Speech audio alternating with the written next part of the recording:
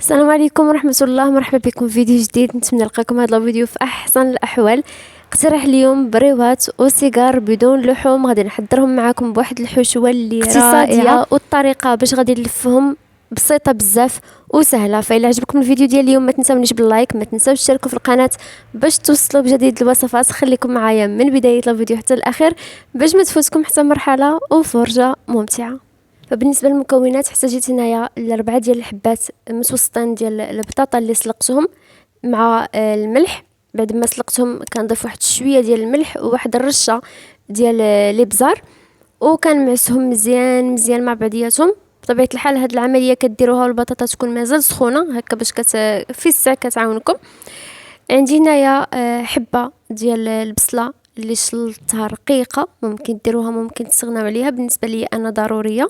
عندي هنايا 2 الحبات اولا 2 العلب ديال الطون ديال الزيت، كنصفي له الزيت بطبيعه الحال. وكنحتاج هنايا علبه ديال الجبن. بالنسبه للجبن اختياري، هو كيعطي واحد المذاق اللي زوين، وكديروا اي جبن متوفر عندكم واي جبن نتوما كتفضلوه. صافي كنخلط المكونات مزيان مع بعضياتهم حتى كينسجموا. خديت هنايا نص كيلو ديال الورقه، قطعت منها شويه في الاول. عمرت ديك البريوه، شفت القياس هو اللي بغيت. صافي من بعد بديت كنعبر عليها باش كيجيوني كلهم بنفس القياس وبهذه الطريقه اللي كتشوفوا معايا. بالنسبه لي انا في البريوات كنفضل نقطع الورقه بهذه الطريقه، احسن ما كنقسمها غير على 4 هكا كتخرج لي حتى واحد الكونتيتي اللي كتكون كبيره. كيف قلت لكم انا درت نص كيلو ديال الورقه، النص غادي ندير به البريوات والنص الاخر غادي نخليه باش ندير بهم لي سيغار. كناخذ كويرات من ديك الحشوه اللي حضرت معكم، ومن طبيعه الحال بالنسبه للحشوه ممكن تضيفوا الاضافات على حسب الرغبه ديالكم نتوما. صافي غادي نبدا نلفها بهذه الطريقه، طريقه اللي سهله بسيطه كيخصها فقط التركيز، وغادي تعرفوا تلفوها بكل سهوله. انا هنا حاولت ما نسرعش الفيديو هكا باش تبان لكم الطريقه واضحه. فكيف كتشوفوا معايا راه الفيديو شارح نفسه، غير هو كتحاولوا انكم تزيروا هكا باش ديك الحشوه ما كتخرجش وفي نفس الوقت ما كترخف لكمش. فهنا كيف كتشوفوا معايا البريوه ما كنغطيهاش كلها بديك الورقه، حيتاش هاد الورقه حيدتها من الوسط، وداك الوسط كيكون شويه كبير مقارنه مع الجوانب. داكشي علاش ما بغيتش نلفها كلها ديك الورقه باش ما تجينيش عمره بزاف كلها ورقه. كنلف وعيني ميزاني. داك الزوائد كنحيدهم، من بعد كنلصق وحده مع وحده وكنشكلها بريوه. وبطبيعه الحال نتوما على حسب الرغبه ديالكم ممكن كل هذيك الورقه تلفوا بها ديك البريوه. فهنا بغيت ندير لكم الفيديو مقرب هكا باش تبان لكم، توصل لكم الفكره والطريقه عن قرب. هانتوما كيف كتشوفوا معايا راه الطريقه سهله وبسيطه، وكتجي البريوه مقاده وزوينه. وحتى بالنسبه للحشوه بطبيعه الحال ما كديروش كميه اللي قليله باش ما تجيكمش ديك البريوه خاويه بزاف، وما ديروش كميه اللي كبيره هكا باش ما كتبقاش تخرج لكم من الجناب. صافي كنستمر بنفس العمليه حتى كنسالي هاد الكميه اللي عندي كلها.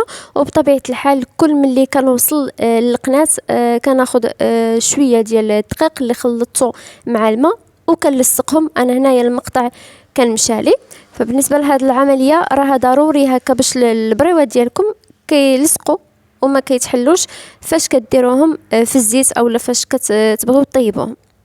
انا هذه هي الطريقه اللي كنستعمل في البريوات باي حشوه، سواء في الحلو اولا في المالح. غير هو في الحلو كيف كتعرفوا كنديروا البريوات اللي كيكونوا شويه صغيورين باش كيعطيونا واحد المنظر اللي زوين. صافي بعد ما كنسالي كيف قلت لكم كندير لهم كنسدهم بالماء والدقيق، كنحتفظ بهم. وهنايا دزت لي سيجار. بالنسبه للتقطاع ديال الورقه ديال السيجار كنقسم الورقه على 4 بهذا الشكل هذا كيف كتشوفوا.